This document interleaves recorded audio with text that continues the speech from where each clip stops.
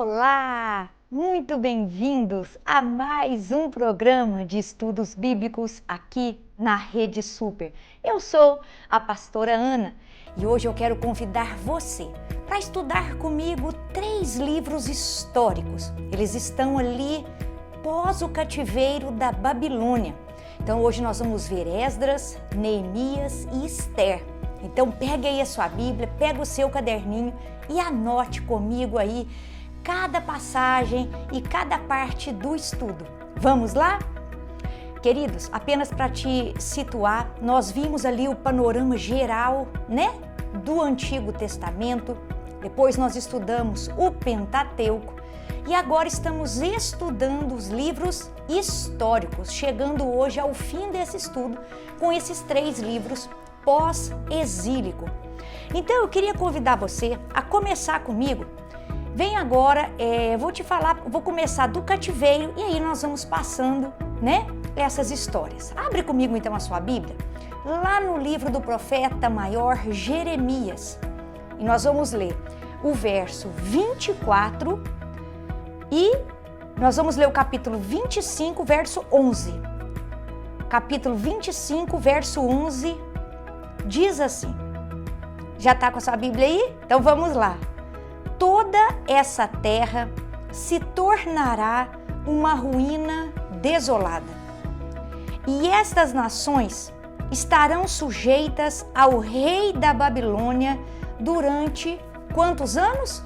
70 anos. Então nós vimos que depois ali que Salomão morre, o reino é dividido entre Jeroboão e Roboão.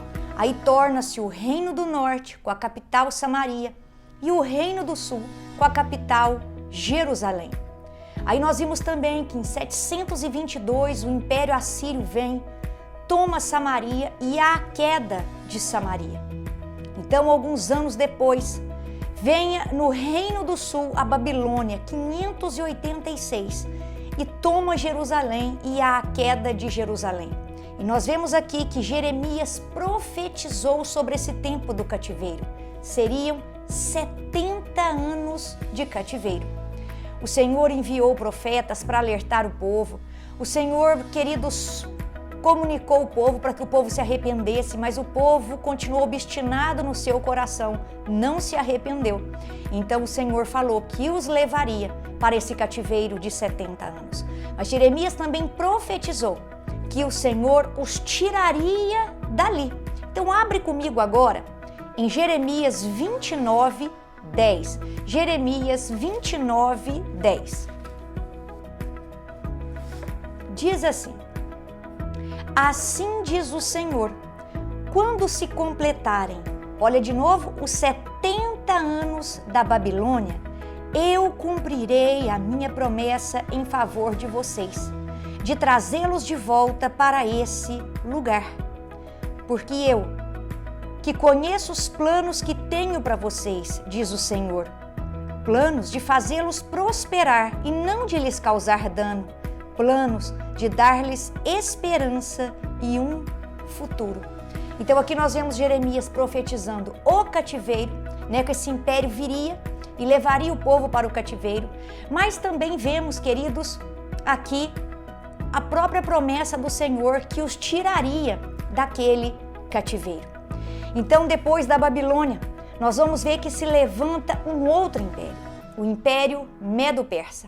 E é esse império que o Senhor vai usar, queridos, para derrotar a Babilônia e levantar ali um rei, que vai permitir que o povo de Deus volte para casa. Então, nós vemos essa história já começando onde? Em Esdras. Então, nós vamos ver que ali um rei foi levantado. Abre comigo a sua Bíblia, o rei Ciro vai ser levantado e ele vai assinar um decreto permitindo que o povo de Deus saia ali, daquele local onde eles foram levados para o cativeiro e retorne então para Jerusalém. Vamos ver? Abre comigo em Esdras, capítulo 1, a partir do verso 1.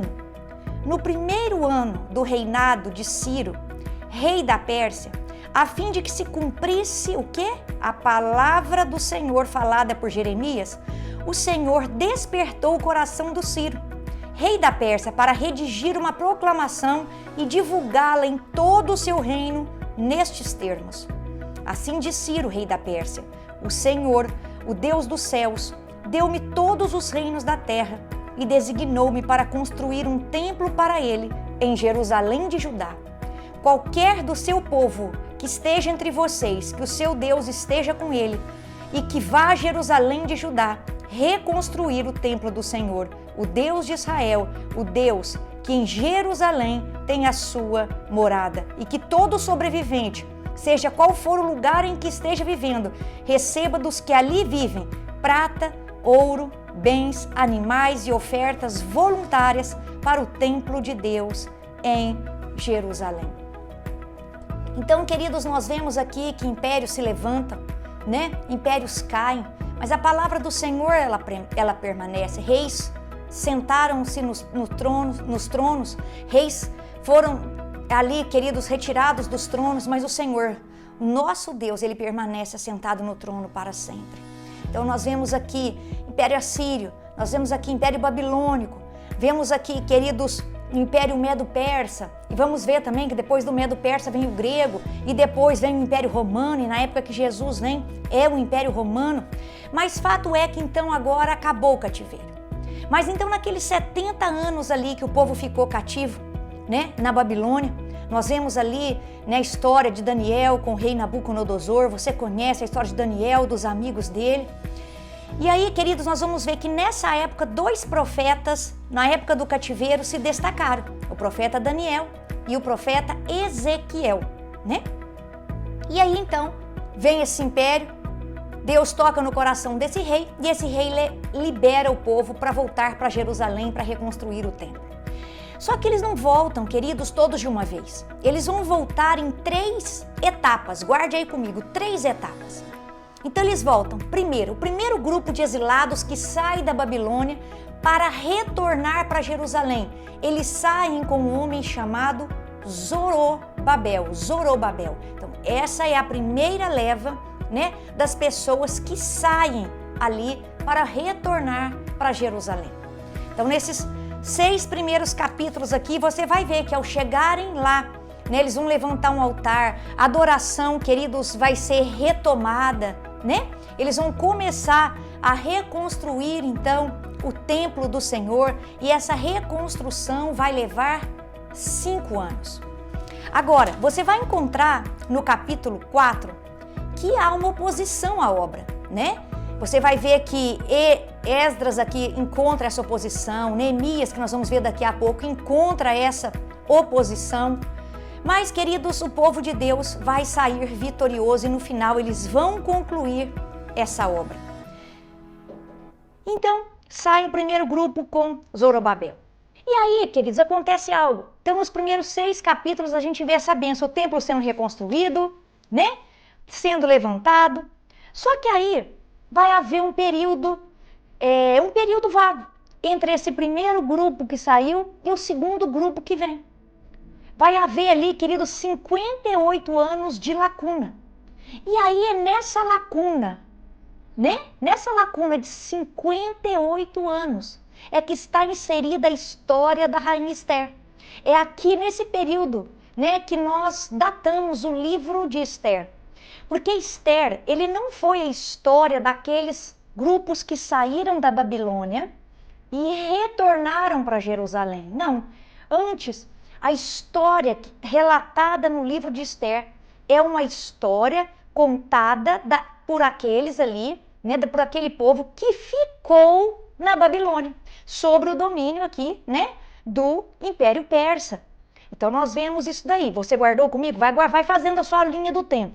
Então o tempo do cativeiro, 70 anos, Jeremias profetizou e depois trouxe a promessa de que Deus libertaria. Deus cumpre a promessa, então levanta um rei que manda o povo de volta para casa para reconstruir o templo.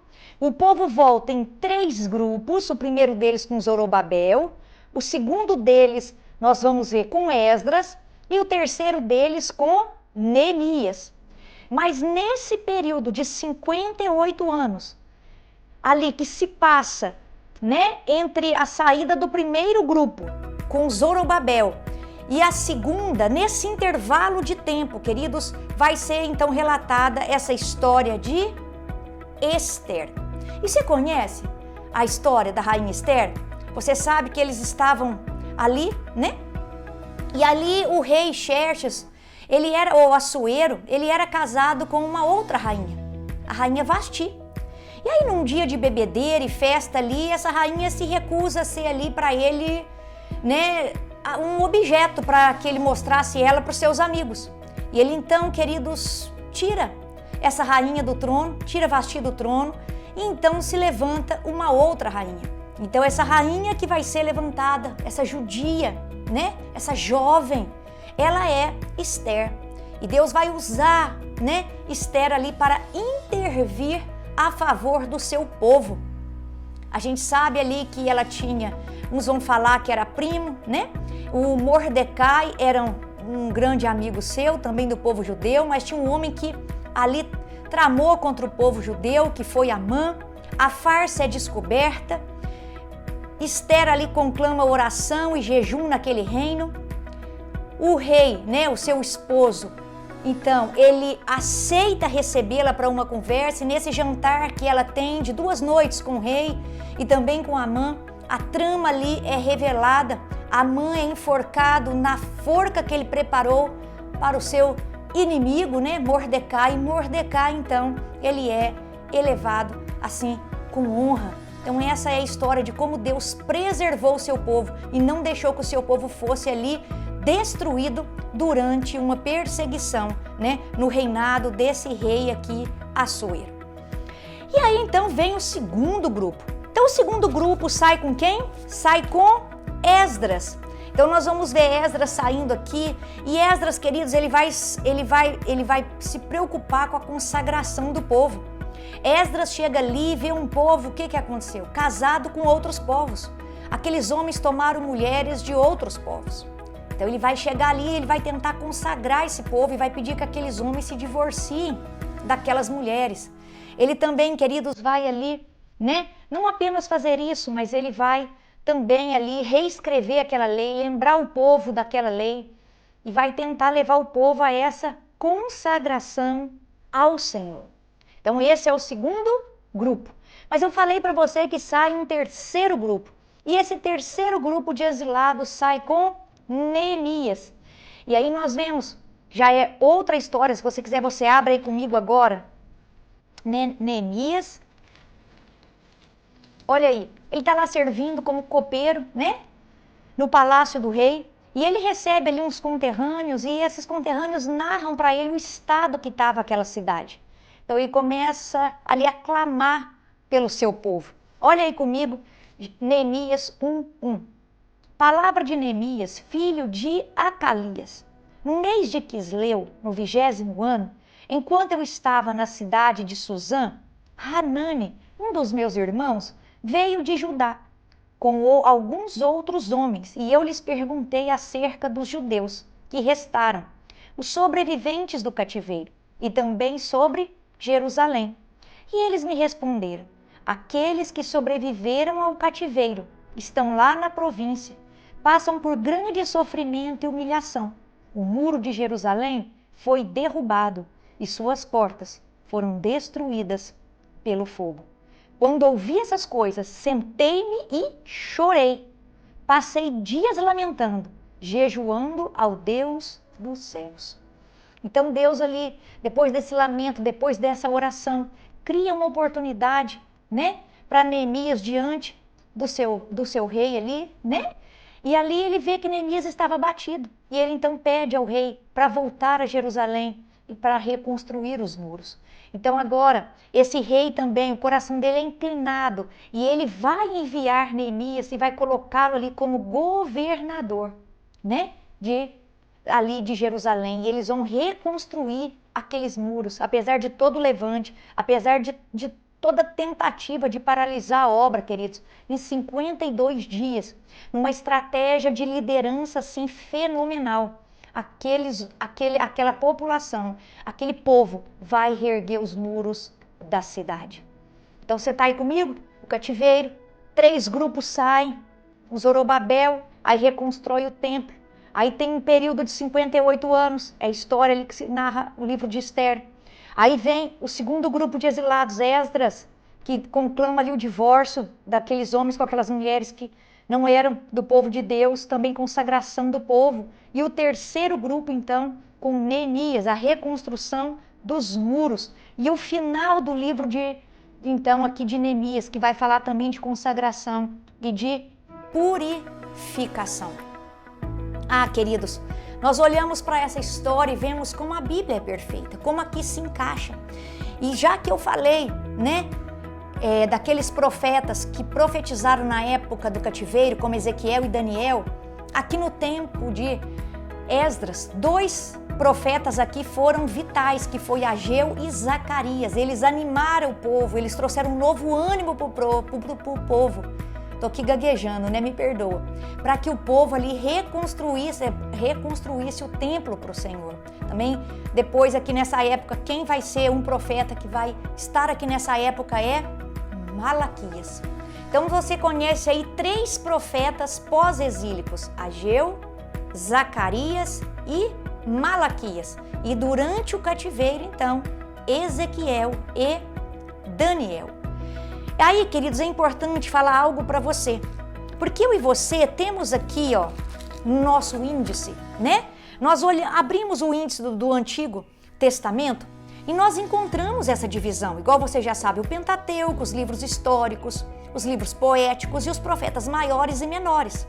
Só que é como se nós tivéssemos apenas, se eu falar cronologicamente, presta atenção, se eu falar cronologicamente é como se nós tivéssemos o Pentateuco e depois os livros históricos, porque os livros poéticos, eles vão estar, e agora eu vou falar para você em que época eles estão, exceto por Jó, que Jó está lá no período de Gênesis. Então quando você está ali na cronologia bíblica, Jó foi um dos primeiros livros a ser escritos.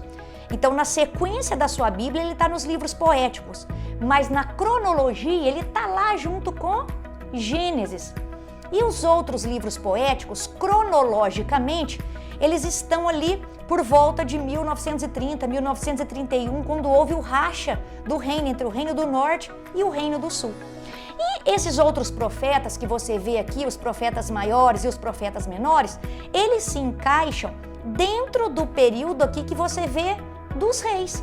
Alguns profetizaram no Reino do Sul, outros profetizaram no Reino do Norte, como você viu na aula de hoje, uns durante o cativeiro, né, babilônico, durante o exílio, e outros pós-exílio. Então, aqui você vê que esses últimos livros, depois dos históricos, na verdade estão encaixados cronologicamente nestes livros que o precederam. E assim você encaixa cronologicamente todo o seu aí Antigo Testamento. E aí, lógico, termina com Malaquias e passa-se aí, queridos, 400 anos de silêncio de Deus. E nesse período vamos ter o Império Grego se levantando, e no ano 27 a.C. se levanta o Império Romano, e aí vai até 400 e pouco, e aí Jesus nasce sobre, né, o Império Romano, ali na plenitude dos tempos. Deus envia o seu filho nascido sob a lei, nascido ali de mulher, né? Então, essa é, queridos, aqui um resumo, um panorama desses livros aqui, né, pós-exílicos. Então você vê Esther aí mais ou menos no ano, né, de 457, com o rei Xerxes, ou o rei Assuero, a rainha Vasti, a rainha Esther, Mordecai e Ramã, né? Esses personagens principais. Neemias aí, com essa população da cidade, essa estratégia de liderança, vai reerguer os muros em 52 dias. E aí então, Esdras, né, como você viu também, vai ali estabelecer a consagração do povo, e Zorobabel, a construção do templo do Senhor. E aí, queridos, eu chamo a sua atenção para um ensinamento, né? Eu queria que você abrisse comigo Lamentações 1:1. Jeremias, quando viu, né, ele não apenas profetizou, mas ele viu a cidade sendo destruída, ele presenciou, queridos, ele presenciou o império vindo e destruindo aquela cidade. E agora ele vai relatar como está a cidade, como a cidade era. Olha só a importância de eu e você guardarmos o nosso coração. Não deixarmos que ele nos levar pela nossa autossuficiência, pelas nossas altivezes, né? Pelo orgulho, né? O soberbo Deus abate, mas o humilde ele levanta. Então aqui Jerusalém, que foi uma cidade majestosa, gloriosa, mas agora havia se tornado uma escrava. E a situação dela era digna de pena. Olha só o que diz: como está deserta a cidade, antes tão cheia de gente, como se parece como uma viúva. A que antes era grandiosa entre as nações, a que a princesa das províncias agora tornou-se escrava. Chora amargamente à noite, as lágrimas rolam por seu rosto. De todos os seus amantes, nenhum a consola. Todos os seus amigos a traíram, tornaram-se seus inimigos. Em aflição e sob trabalhos forçados, Judá foi levado ao exílio. Vive entre as nações sem encontrar repouso. Todos os que a perseguiram a capturaram em meio ao seu desespero. E aí continua. Lamentações é justamente esse momento que Jeremias passava. Ele olhava para toda aquela assolação e se lamentava. A glória havia ido, a glória se foi, não é? Mas aí é tão bonito, queridos, porque esse período não vai durar para sempre. Há uma mensagem de esperança. E nesses dias terríveis, nesses dias assim de caos, nesses dias de desesperança, nós precisamos trazer à memória aquilo que nos dá esperança. E é tão bonito porque Jeremias começa lamentando, começa descrevendo o que aquela cidade se tornou e como aquela glória se foi. Mas aqui no capítulo 3, verso 21, ele fala o seguinte: todavia, lembro-me do que pode me dar esperança. Graças ao grande amor do Senhor é que não somos consumidos, pois as suas misericórdias são inesgotáveis, renovam-se a cada manhã. Grande é a sua fidelidade. Digo a mim mesmo, a minha porção é o Senhor, portanto nele porei a minha esperança. Põe a sua esperança no Senhor, queridos. Talvez você esteja aí passando por essa situação onde você foi destruído, está totalmente destruído espiritualmente. O seu casamento está destruído. Você está vivendo um momento assim, queridos, que parece que os inimigos te atropelaram, parece que os inimigos te venceram. Traga à memória aquilo que te dá esperança. Coloque a sua confiança no Senhor. Clame a Ele e Ele te ouvirá. Assim, queridos, como Ele controla reinos e nações, assim como Ele tem o governo sobre todas as coisas, assim como Ele entregou, né, Jerusalém nas mãos do Império Babilônico, e depois, queridos, levantou um outro império, que então deixou que novamente Jerusalém fosse reconstruída. Ele pode transformar essa situação de desolação que você vive hoje numa situação de bênção. Ele pode transformar o seu pranto em alegria. Então somente confie no Senhor. Queridos, entregue o teu caminho a Ele. Clame a Ele e deixe que o resto, tudo mais, Ele fará. Que o Senhor nos dê graça para continuar aqui estudando, dia após dia, cada livro da Bíblia.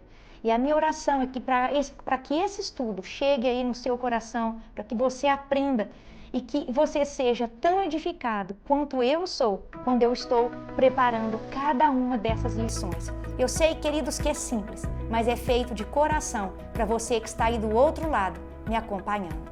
Deus te abençoe e até a semana que vem.